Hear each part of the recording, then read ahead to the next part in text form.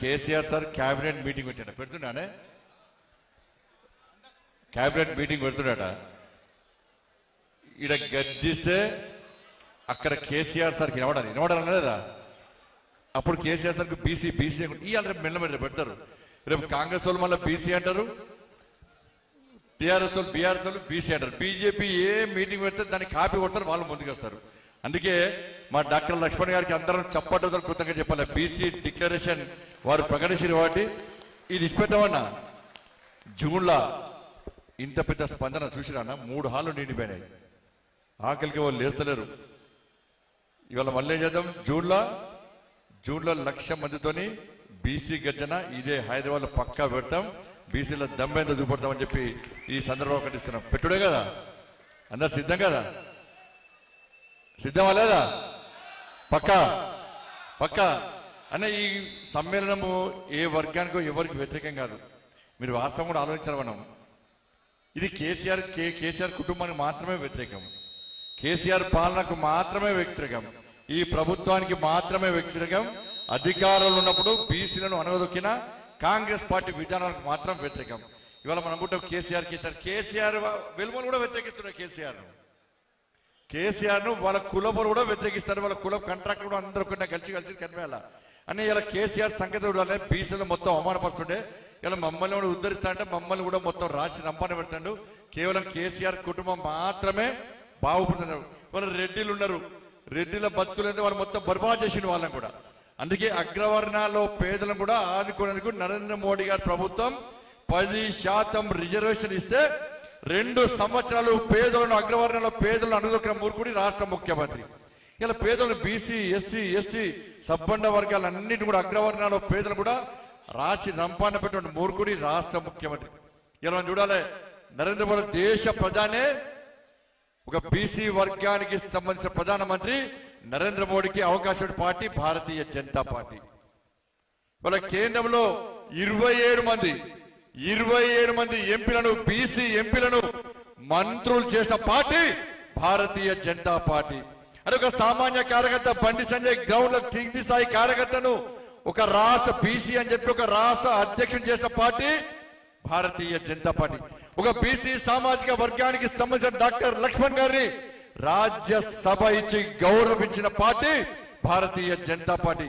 ఇదే డాక్టర్ లక్ష్మణ్ గారిని parliament party board member చేసిన పార్టీ భారతీయ జనతా పార్టీ. ఇది భారతీయ జనతా పార్టీ. ఇవాళ బీసీ కమిషన్ కు జాతీయ హోదా ఇచ్చి తెలంగాణ రాష్ట్రానికి సంబంధించినటువంటి మనందరి నాయకుడు మా ఆచారణ బీసీ కమిషన్ మెంబర్ ఇస్తే ఈ తెలంగాణ రాష్ట్రంలో బీసీ సమస్యల మీద బీసీలు పడుతున్న ఇబ్బందుల మీద ఎప్పటికప్పుడు ఒక రక్షణ కవచం కలిసిన వ్యక్తి మా ఆచారణను గౌరవించిన పార్టీ భారతీయ జనతా పార్టీ. తెలంగాణ రాష్ట్రంలో బీసీలు ఎంతమంది ఉన్నారు? మంత్రివర్గంలో ఎంతమంది ఉన్నారే? 3. ఎంతమంది? కేసీఆర్ కుటుంబంలో మాత్రం 4 మంత్రి పదవులట. 50% ఉన్న తెలంగాణ రాష్ట్రంలో బీసీలకు మాత్రం కేవలం 3-ముగ్గురికి మాత్రమే మంత్రి పదవులు వచ్చినట్టే. తెలంగాణ సమాజంలో బీసీలు ఒక్కసారి మీకు జరుగుతున్న అన్యాయాన్ని ఒక్కసారి గుర్తుంచుకోవాలి. తెలంగాణ రాష్ట్ర బడ్జెట్ లో 2,70,000 కోట్ల బడ్జెట్ లో బీసీలకు కేటాయించిన బడ్జెట్ ఎంత అంటే కేవలం 5,000 కోట్ల రూపాయలన్న విషయాన్ని గుర్తుంచుకోండి. ఇవాళ స్థానిక సంస్థ లోకల్ బాడీ ఎన్నికల్లో 30% నుంచి రిజర్వేషన్ తగ్గించి 21% విధించి ఇలా బీసీల పొట్టగొట్ట పార్టీ ఏదంటే అది బీఆర్ఎస్ పార్టీ. ఈ తెలంగాణ రాష్ట్రాన్ని వెళ్తున్నటువంటి బీఆర్ఎస్ పార్టీ అనే విషయాన్ని ఒక్కసారి గుర్తుంచుకోవాల్సిన అవసరం ఉంది. తెలంగాణ రాష్ట్రంలో బీసీలకు బతుకులకు భరోసా లేదు. కనీసం బీసీల గురించి పట్టించుకున్న పాపన అవ్వలేదు.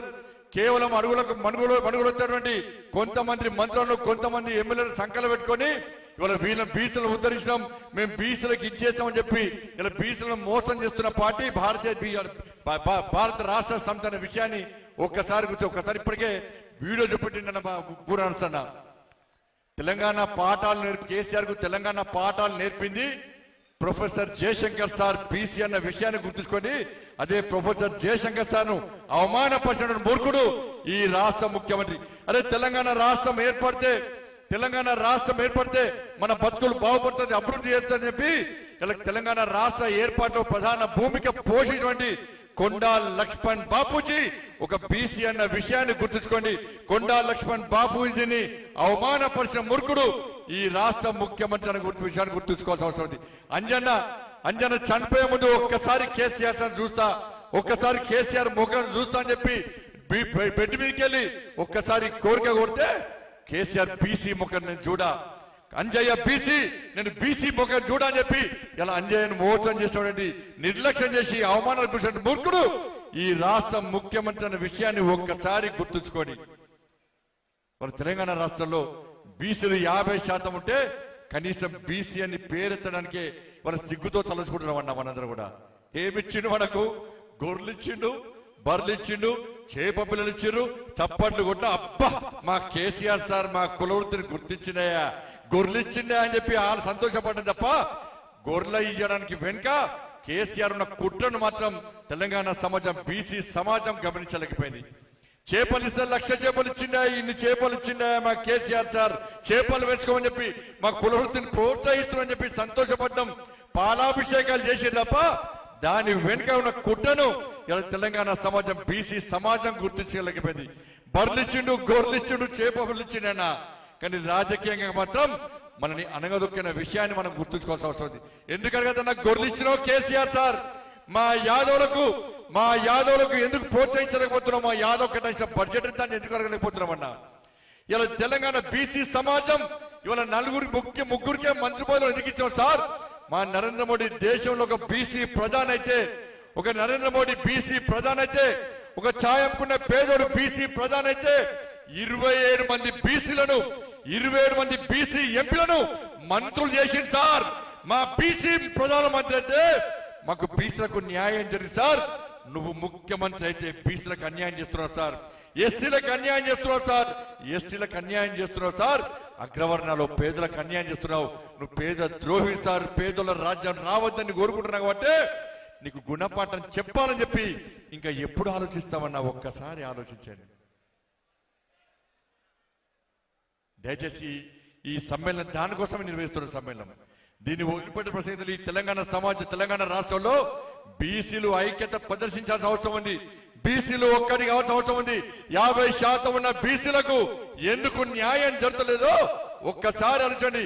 దేశంలో బీసీలకు న్యాయం జరుగుతుంది ఇవాళ, కానీ తెలంగాణ రాష్ట్రంలో బీసీలకు అన్యాయం జరుగుతుందంటే ఒక్కసారి ఆలోచించండి. నరేంద్ర మోడీ గారు బీసీ కాబట్టే, పేదోడు కాబట్టే, పేదోళ్ళ కష్టాలు తెలుసు కాబట్టే ఇలా నిలువ నీడలేని పేదోళ్ళు, బీసీ, ఎస్సీ, ఎస్టీ సబ్బండ వర్గాలు ఉంటాయని చెప్పి ప్రధానమంత్రి ఆవాస్ యోజన కింద ఇల్లు కట్టిస్తున్న ప్రభుత్వం భారతీయ జనతా పార్టీ ప్రభుత్వం, నరేంద్ర మోడీ గారి ప్రభుత్వం అన్న విషయాన్ని గుర్తుంచుకొని పేదలు పూట గడవక కూలీనాలు చేసుకొని ఉదయం కట్టెలపై పెట్టుకొని కళ్ళు ఖరాబ్ అవుతున్నాయి.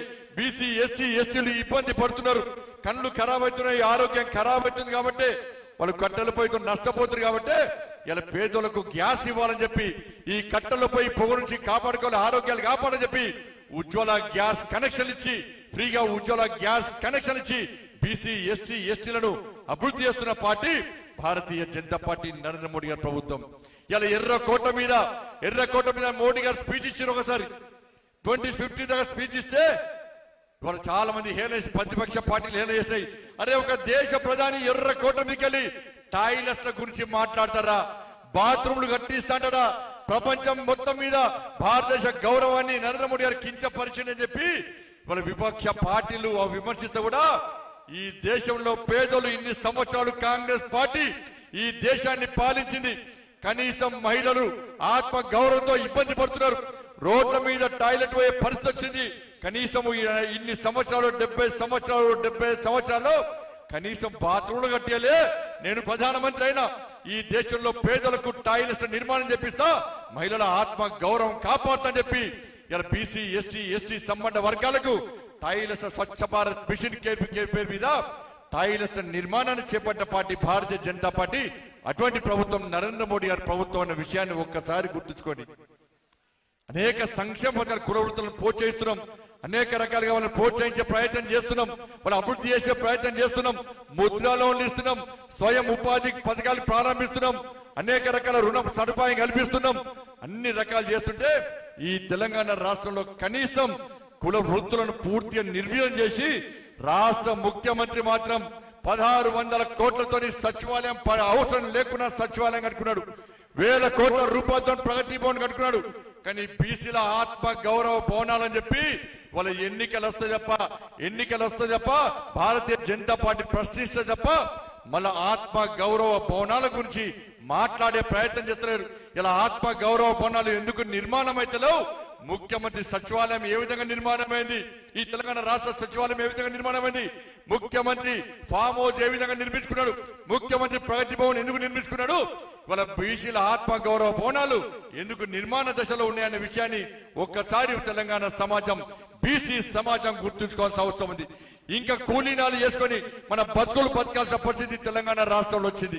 అధికారం మన చేతికి వస్తే ఏ విధంగా మన పేదలు అభివృద్ధి చెందుతున్న విషయంలో ఇలా నరేంద్ర మోడీ గారి నేతృత్వంలోని భారతీయ జనతా పార్టీ ప్రభుత్వం ఈ దేశానికి మంచి సంకేతం ఇచ్చిన విషయాన్ని ఈ తెలంగాణలో పేదలందరూ గుర్తించాల్సిన అవసరం ఉంది. కాబట్టి దయచేసి మిత్రులారా, అన్ని విషయాల్లో భారతీయ జనతా పార్టీ మీకు స్పష్టమైన విధానాన్ని మీకు ఈ రోజు మా డాక్టర్ లక్ష్మణ్ గారు ప్రకటించారు. ఇలా ముస్లిం రిజర్వేషన్ గురించి మాట్లాడినాం. 4% రిజర్వేషన్ ఇచ్చారు. 4% రిజర్వేషన్ ఇస్తే 52 సీట్లు కార్పొరేషన్ లో బీసీలు హిందువులు గెలవాల్సిన స్థానాల్లో 4% రిజర్వేషన్ వల్ల ఇలా 32 సీట్లు 32 మంది కార్పొరేటర్లు బీసీలు హిందువులు కాకుండా పోయిన విషయాన్ని ఒక్కసారి బీసీ సమాజం గుర్తుంచుకోవాలి.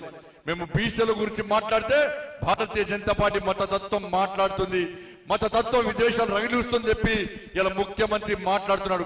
హాయ్ ఫ్రెండ్స్, మా టుడే టుమారో యూట్యూబ్ ఛానల్ చూస్తున్నందుకు చాలా థ్యాంక్స్. మరిన్ని లేటెస్ట్ వీడియోస్ కోసం వెంటనే సబ్స్క్రైబ్ చేయండి. అలాగే ఈ బెల్ ని కూడా రింగ్ చేసేయండి. మా నోటిఫికేషన్స్ అన్ని మీ మొబైల్లో వస్తాయి. అలాగే మా వీడియోస్ మీకు నచ్చితే లైక్ చేయండి, షేర్ చేయండి, నచ్చకపోతే కామెంట్ చేయండి.